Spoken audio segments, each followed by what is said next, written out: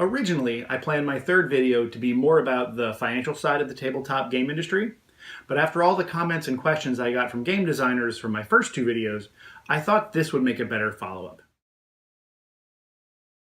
I do a lot of talking at trade shows and conventions like Gen Con and PAX, but I often get a lot of questions asked by people who want to break into the industry. Before I answer a question from a game designer, I usually ask them a question first. More than once, I've seen a game designer launch a game on Kickstarter, maybe two games on Kickstarter, and before you know it, they're not really spending much time designing games anymore. They're spending most of their time doing publishing related things. Things like working with graphic designers, or coordinating shipping, or doing marketing, or going to trade shows. There's a lot of things publishers do, and those things all take time. And before you know it, those people start publishing other people's games because they literally don't have enough time to design their own. Those people aren't necessarily unhappy in these new roles. But I would say that of the people I've seen do that, most have confessed to me that they would have been happier had they not taken those jobs and just focused on game design. So a really important thing for you to ask yourself before you get too far in your tabletop gaming career is, who do you want to be? Do you want to be Eric Lang from, say, 2015, where he was designing games for lots and lots and lots of people? Or do you want to own your own company and grow it into something big and beautiful and wonderful? Those decisions are all available to you, but the key thing is that you make that decision actively and you make that decision early, because it is really easy to get distracted by a path that might not actually be something you want to do. So let's look at both paths in a little more detail. As a freelance game designer, you can design whatever game you want, however you want to design it. Most of your time is going to be spent in game design and playtesting, but there are other things you're going to need to do too. You're going to need to go pitch to publishers. That's something you need to do. You're going to need to have a rudimentary understanding of the financials of the tabletop gaming industry. If one of your games gets picked up by a publisher, that publisher might ask you to come to events to help do marketing for it. And for smaller publishers, those smaller publishers might lean on you for a lot more than just game design once they sign your game. Your income will come from advances when your game is signed and royalties after your game is published. Your expenses will mostly be things like office supplies, maybe food for your playtesters, travel to go pitch to publishers, that type of thing. Early in your career, you're likely to need to keep your day job. But I want to stress that freelance game design can be a career. It can be something you do as your primary source of income. What happens if you try really hard to be a tabletop game designer and you fail? Well, if you fail, you're not out that much. You'll probably even look back at your time spent designing and playtesting as pretty fun, even if your games never get published. And then if you go back to your regular life, you'll have some greater respect and understanding of how the industry that creates your hobby works, and that's kind of a nice thing anyway. I believe 9 out of 10 of the game designers I talk to at these trade shows and conferences would be happier if this is the path they chose. So let's look at what it's like to be a publisher. Being a publisher can be awesome. I've done it, I'm doing it right now, I love being a publisher. But it does come with a lot of stresses, and as I mentioned before, you lose a lot of your time that maybe you'd rather spend doing game design.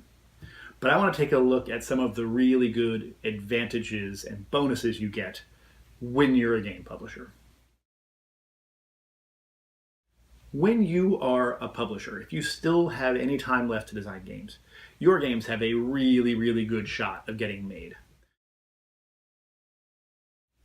If you watched my videos on pitching your games to game publishers, some of the things I tried to stress was be okay with the idea of your publisher maybe changing your theme, not using your art, etc. When you're the publisher, those are all your calls. You get to decide what the marketing budget is. You get to decide what the theme is and what the artist is. This means that when that product actually hits the street, it's going to be your complete vision. If your company survives, you're going to own something of value. and that is the company itself. Remember, companies can be bought and sold. There's other values you get too. There's a great sense of pride from owning a company. There's a great ability when you own a company to do things you can't do as a freelance game designer. In a previous video, I mentioned how you should never pitch a game and then tell the publisher to go get a license. Well, when you're a publisher, you can try to get that license yourself. Growing a company can be extremely rewarding. Watching your company go from 1 person to 20 people is just a great feeling. And if you ever leave that company, or you sell the company, or you move on to something else, you will also know a ton more about business in general than you ever knew before you started. Whether you stay in the game industry or not, that is going to certainly help you in your future. When you're a publisher, your money comes very cleanly from product sales. That's the thing you pay attention to.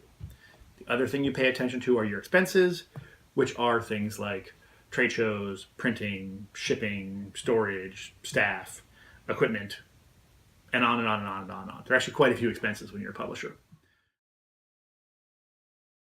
There are also some other unpleasant side effects of being a publisher. You might find yourself in a position where you have to loan money out of savings to the company to get past a rough patch. You might find yourself having to fire someone you hired, and usually your early hires are friends in a gaming company. That can be super tough. Your schedule is not your own either when you're a publisher. There's certain things that have to be done at certain times. And when you lose control of your schedule like that, your home life and social life can suffer as well. There are also a bunch of things that you have to do as a publisher that you might just hate. And until you have enough money to hire people to do those things, it's gonna fall to you. Lastly, watching a company die if it doesn't go well when it's your company is crushing. It is a very, very hard thing emotionally. Much harder than being a freelance game designer and then deciding not to be a freelance game designer anymore. And the other interesting thing that can happen to you as a publisher, it doesn't happen to all of them, is that sometimes being a publisher will actually test your morals. You might find yourself in a situation where you're tempted to do things that you are not proud of. Hopefully that would never happen to you, but I've definitely seen it happen to companies, and how those people respond to those situations is very telling and very challenging. Whichever path you end up choosing, just be sure to choose that path actively before other pressures start making that choice for you. And you might change your mind later, and that's fine. But the only way to get to where you want to be is to know where you want to go.